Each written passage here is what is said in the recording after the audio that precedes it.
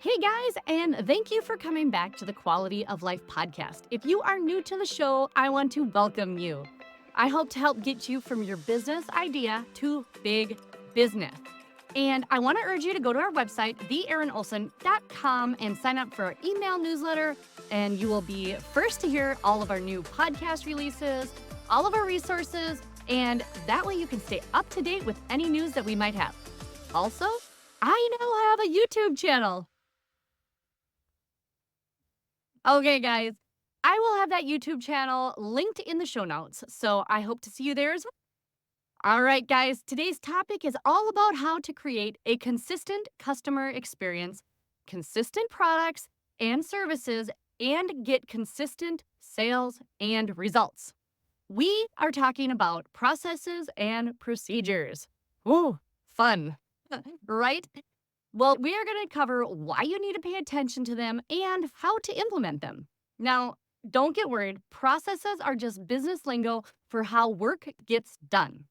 Steps to finishing anything in your business. So let's dive in. But first, story time. So, my first experience with processes and standard operating procedures, or also called SOPs, was back when I learned to trim horses' feet. Okay, I had a company named Rebel Footworks, and I was learning how to do it properly. And one thing about trimming a horse's feet is that you have to do everything 4 times. Being able to remember exactly what steps to do was very, very important to learn. So back then, I was taught how to make it so that my processes were very consistent. So if the horse misbehaved and we had to take a break or anything, I could come back and know exactly where I stopped and that I would continue on with my procedures or my steps until that horse's feet were all completely finished.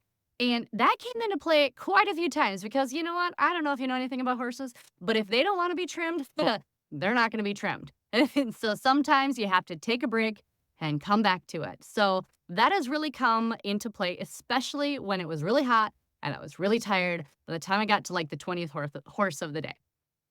So fast forward to when I had hay chicks. Now, in hay chicks, we had outsourced all of our manufacturing for a few years. And while we did that, we noticed that there was such a high error rate on how they were making our products. So we decided to bring the manufacturing in house. And what we learned is that, holy crap, we knew nothing about how to do it. So we developed our own processes and procedures. We never wrote them down though. So when it came time to train somebody, depending upon who was doing the training, you might have gotten taught a different method, which then makes for different qualities of products, right? Well, we didn't know that right away, but as we learned many different ways that you could finish your product, we decided that we needed to make something that was uniform and that every customer, when they opened the boxes, got the exact same product.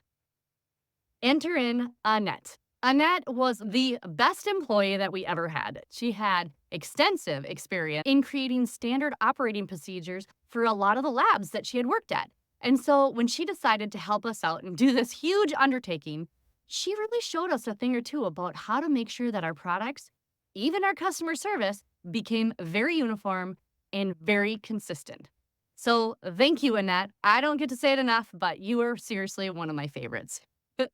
All right, so back to reality. Now, there are a couple companies that are known for their procedures. One would be Ford Motor Company.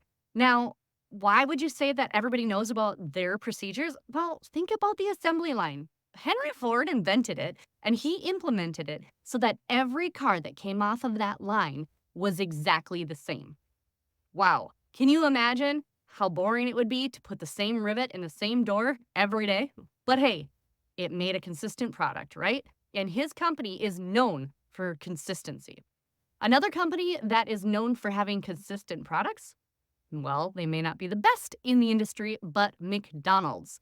Now, McDonald's prides themselves on being able to actually take any warm body, any person, and putting them in any spot behind the cashier and being able to have them open a book and see exactly in pictures and words how to do the job that they've been hired to do. Basically, it makes it so anybody can step into any role in the company at any given time.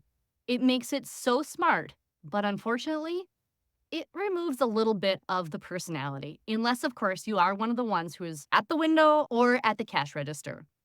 These two companies have implemented things over the years that have increased their ability to have a consistent product, right? Well, let's talk about how to get that in your product. Why do you need to have processes documented? Well, a number of reasons. For quality control, to make sure that every product that comes out of your business has the exact same quality. Number two, consistency. I know I touched on that, but you have to make sure that all of the products, all of the services are done the same. Because if they are not done with the same high standards, then things start to fall through the crack. This also helps when training your employees so that when each employee is trained, no matter who does the training, they are taught the standard procedures, what is expected of them, and makes their job so much easier. Another reason that you need to document your processes is to help your cost of goods to be kept as low as possible. When you have standard procedures, there are way less errors that are made because when you have your procedures written and they're followed, there are way less mistakes and your cost of goods per product or per service is going to remain pretty close to the exact same, which then helps you save across the board. It also can save you time and money. One thing that we implemented in our procedures at Hey Chicks is how long a job should take.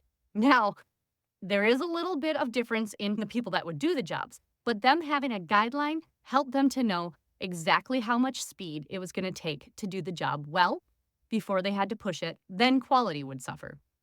And the last reason that I can think of that you need to implement procedures in your business because checklists ensure that nothing gets forgotten. And let me tell you, without a checklist, you'd be amazed how many things can get forgotten. Okay, so where do you start? First, find a simple process that you can document from start to finish and implement rather easily. Most of the time, I would start with either opening procedures or closing procedures in each area of your business. Another thing you could also do is set up the procedures for how to clean the bathroom because that is something that is very subjective, I've been told, or that I've witnessed. So the best part is that you, as the leader or the owner of the company, you get to determine how you like things done. So you get to determine what processes and procedures to implement. That way, things are done to your standard. Now, what I would do to start implementing this is that I would start with the closing procedures because it's the easiest way to watch somebody without watching like a hawk. And that way, nobody is alarmed that you're watching every step that they do. So I would sit for a few days, maybe a week, and see how the different people would close the building, the office, whatever. And then I would write down the steps. It's very helpful to create checklists of those steps.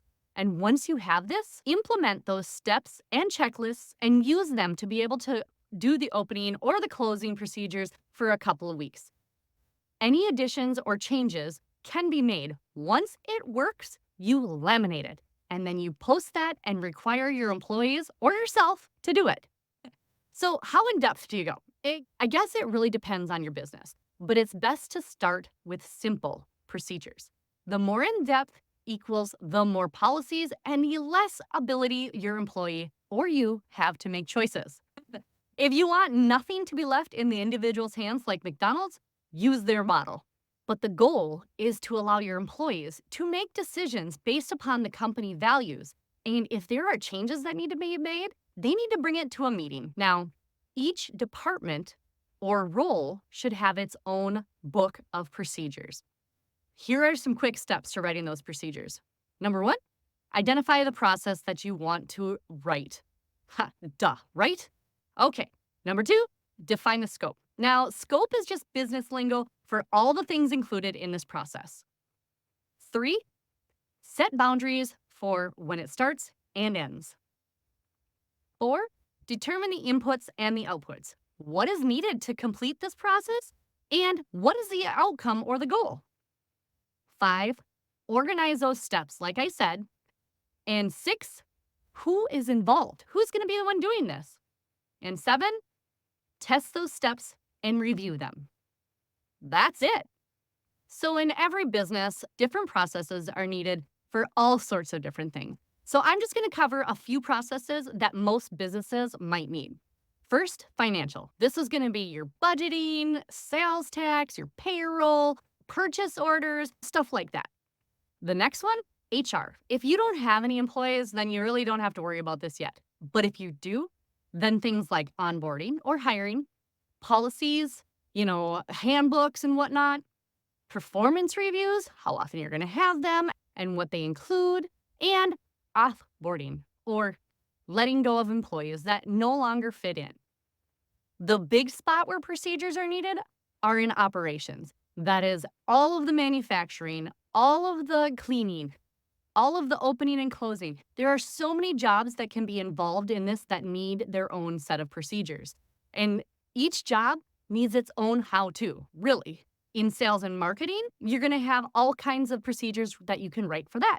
Everything from consistency to videos, how a product is displayed, weekly posts, monthly newsletters, and all your product images. This would also include customer service. Is your customer service going to be speaking off of scripts, or are they going to be trained a certain way to answer the phone, a certain way to say, hey, let me check that out for you. I don't know the answer to that. And those procedures need to be implemented for email, for notifications on social media, retail experience, like how is somebody going to be treated when they come into your store, or if you're face to face. All those kind of things should at least be discussed and written down as a standard operating procedure. And finally, your website. Your website needs to be consistent, so you have to have a procedure for how to change it, how to update it, and stuff like that. Well, guys, this is a starting place to help you implement processes to help your business grow and scale with way less work in the long run. It may be a lot of work up front, but in the long run, this is going to save you so much time, so much money, and so much headache. Thank you so much, guys, for joining me today. And if you found any value from this episode, please share it and help me to help more people get from business idea to big business. I will see you next week. See ya.